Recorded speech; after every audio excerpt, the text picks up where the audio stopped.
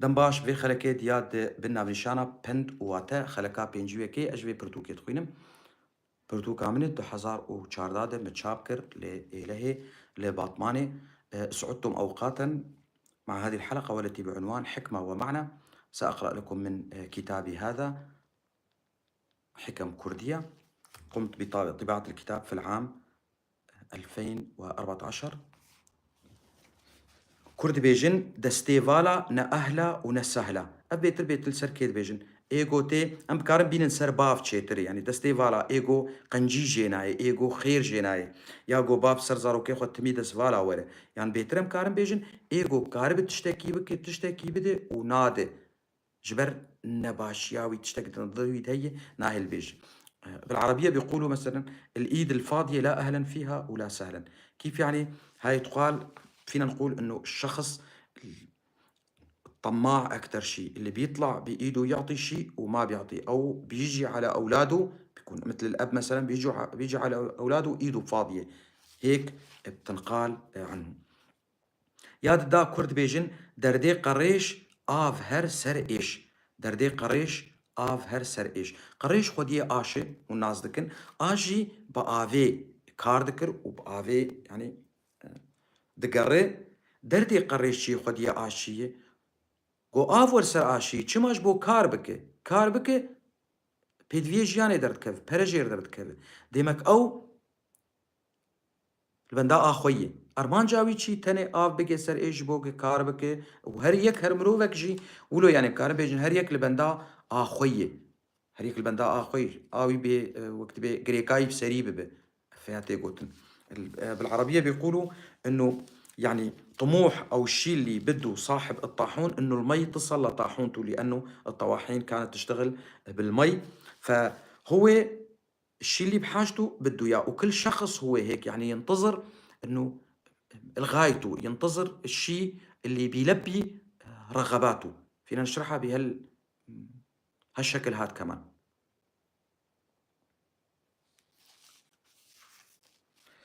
بله دستي ديا جيكن وبي لأولاد آخر دستي ديا جيكن وبي لأولاد آخر أفسر چتي قوتن جبرگو هنگي دايك صارو كي خو حزدك جي كذبا وينه نهما هاد زگي ويت مانه دبي در دستي ويت درمانه أفسر كجان ديتي قوتن چما دستي ويت جيكن نل سر ديا صاغ دبيجن سر ديا مريد بيجن يعني وقت دي بمر أفات دي بمر دستي ويت جيكن وهرجاري بي لأولاد آخن رياوان راس بكن هنگي دستي دي ولو بجوش حنونة برسر هاوي تي قوتن أو نتي قوتن في رنگي لي برنگي خوي تنتي قوتن دستي جيك نولوي يعني تمي بير آنينا دي بمينة باشا. يعني الحكمة الكردية بتقول انه اقطعوا ايد الامهات واضربوا فيها الاولاد. طبعا تقال عن الام يلي تتوفى، وتقال بمعنى مجازي، مو انه فعلا اقطعوا ايدها، لا، لانه ايد الام بتكون حنونة على اولادها، مليانة محبة وحنان. لهيك عم يقولوا هالشي يعني بشكل مجازي انه الام دائما يكون ذكرها موجود بالبيت لما بتتوفى. يادن كرد بيجن دروكي بكا وشاهدكي بينا دروكي بكا وشاهدكي بينا او شاهد شيء جافنير كردي جافنير تقولتنك خو بيجي قافاقي يك هبه بشكرت ياوي بقري جافنير ياوي بقري راست اجي مديتي يعني من بهيستي قوتناتا تكزدبه خردبه دجفاتيده هنما كشترت بينا نولوي يعني جبري في هاوي تقوتن كي تبيجي هذالكي تهبه دي تبه يعني بهيستبه تتبيور بريد كردا قوتي درو كي بك وشاهد كي بينه. الكرد بيقولوا اكذب كذبة وجيب شاهد، يعني بمعنى انه اذا كان في عندك شاهد دائما كلمتك بتكون قوية اكثر، لانه من شخصين انت والشاهد، مو مثل شخص واحد. بلي يادن دبي ديوارو ستارو شخول سر مال باتا تيغوتن ديوار تتباريز جي سرمي جي گرمي جي باراني جي قوتنا جي چاوا نه تشتيد مالاتا تشيد بي تندري مالاتا دي ديواري تتباريز قوتني تتباريزن افجي تشتكي باشا قبل سر جرينجيا مالي نرخي مالي مال باتي خاني. بالعربية بيقولوا يعني الحيط أو الجدار ستار، الجدار ستار. ليش؟ لأنه الجدار يعني بمعنى البيت، جدران بيتك، جدران بيتك بيحموك من آذان الناس، من عيونهم، من أي شيء، من البرد، من الشوب أو الحر. كل شيء بيصير ببيتك هالجدران هاي بتستر عليه. لهيك البيوت أمان، البيوت أمانات. Yadın Kurd bêjin diz dize. Çi derzîkê bidize û çi devakî. Diz dize. Çi derzîkê bidize, çi devakî. Ji ber ku çîroka diziyê çi ye, negit çîroka çi tiştê biçûk û mezin bidize. Na, ya hindirê mirov e. Ew mirov di hindirê xwe de dixwaze diziyê bike. Pêr wek heve, çi dizî bi pêr wek heve. Gogê tişkî mezin bidiz wek deve yan derzîkê bidize. Di her diya jî di dize. نگو ای تشتی بچوک بدزنا ولی ند ما تشتک بچوچک بودزی نرخاوی تن چما هون خواچک نا چیروک ند تشتی هاتی دزینده چیروک دمروف دی گوفیا تمی آمدیل جمعی هي جبو دزیه بكن. يعني الكرد بيقولوا انه اللص او الحرامي، اللص لص سواء سرق ابرة او جمل، بمعنى انه المشكلة او المصيبة مو بالشيء اللي يتم سرقته، لا ابدا، المشكلة باللص نفسه، بنفسيته، انه نفسيته قابلة للسرقة. لهيك اذا سرق اي شيء صغير او كبير بتضل صفته لص، يستحق المحاسبة. Yadın Kurd bêjin du parê xizaniyê nezaniye. Du parê xizaniyê nezaniye. Çima? Ji ber ku dibêjin êgo nezan mejiyê xwe bicînîne, xwe nalivîne, timî li benda kesnî din ji bo kar û karî bi rêve bibin, ji ber vî hawî dimîne du par ji xizaniyê. Xizanî gedabûn, feqîrî، أوياش شي جنسان بوني. بالعربية بيقولوا يعني بالمثل الكردي بيقول، أحكيه باللغة العربية، إنه حصتين من الفقر أو حصتين من الفقر هي من الجهل. يعني بمعنى إنه ما راح نقول الغبي، راح نقول عديم الذكاء. عديم الذكاء كيف بيكون؟ يعني ما بيشغل عقله، ما في شغل عقله، ما فيه يطور من حاله، يطور من شغله، لهيك بيضل فقير. يعني النسبة النص فينا نقول إنه من أسباب الفقر هي، خلينا نقول الغباء أفضل، هو الغباء. طبعا بشكل عام، ها مو كل حالة، بشكل عام. درا تجي هيفي دكا دیسا کرد بین درا تو جه هیوی دکه تو گازنا جه دکه. چما ایت هیوی جینا که تو گازنا جه جیناک.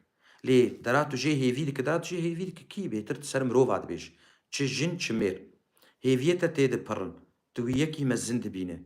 تو یکی بنرخ تبینه. یکی قارب تشتاب که. و تدبینه او کسایا تشتك ندر يذكر، تشتك ندرست كر، او تقازنا جيتك، لو ما تجيتك بعربية بين لو ما تقازنا جيتك جبرقو تهيفي جيتكرن.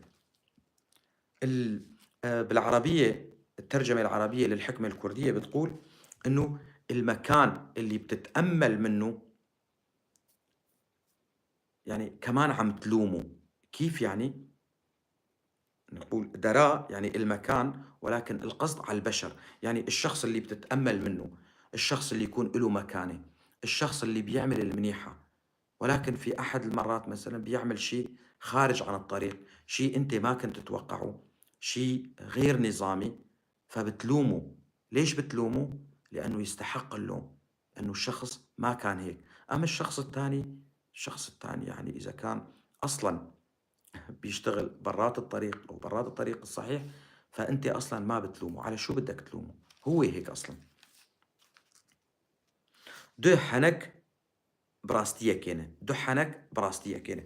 جبرقو قافاك تجارك حنكة كيتك بلكي حنكة تا او حنکایا دیسا دو جاراب مروفکی بکه چیروک نما دبه حنک دبه وید هندره تدیه تناخواز قولو برنگکی رو برو لي جير بيجي وبسرطاي وشكاي نا تتكحنك ديستي ناسكرن قوكا أوجي راستية آدليتي تتخوازي قوك تولو بيش. الحكمة الكردية بتقول إنه مزحتين بالصدق، يعني تمزح مع الشخص مرتين ورا بعض، هاي القصة ما بتضل مسحة، لا بيكون صدق. هذا الشيء اللي جواتك انت بتطالعه على شكل مسحة، ولكن هو في الحقيقة انت بتكون بتقصد شو بدك تقول. بلي شخوا داويجي دبيجن دولات جا لآفالا نخه، دولات جا لآفالا نخه بس بيجي بتشل اما دولات الجا لآفالا خوي دولات الجاجي فالا ببه ادنام كارن دي مكنسر دولة تاني دبيجي جبرقو دولة فالا تشتك ناشكي بري فالاية نتشتكي لي آت الجا آفتيد هي نرختيد هي تويل آفالا تخي آت الجاجي زحمتيد ام بيجن تشاوب بشرنكي مروفي زانات الدين الهمبر مروفي نزان قفتو قوي بهفدور بكن اي زاناوي بشكي جبرقو اي نزان وي بيريزيا بك دنجي بلند واي زاناجي نكار وي بكي نريك فاي زانا دشكي مروفي قنج باش وي نك همبري مروفي نقنج ونباش تولو تعديه المروفي باشتك وأذيا تشيناب. الحكمة الكردية تقول لا تضرب الدلو المليان بالدلو الفارغ. ليش؟ هو كمان رمزي هالأمر طبعا، ولكن خلينا نقول أنه الدلو المليان إذا ضربته بالدلو الفارغ الدلو المليان راح يكب مي، إذن راح يتأثر سلبا. ولكن القصد من الحكمة أنه هن البشر مو أي شيء تاني، مو الدلو يعني الجمادات، لا أبدا. كيف؟ يعني الشخص الذكي إذا خليته يتناقش مع شخص أحمق الذكي راح يخسر، أكيد راح يخسر، لأنه هو مستحيل يقنع الغبي، والغبي راح يتصرف معه بعدم الاحترام.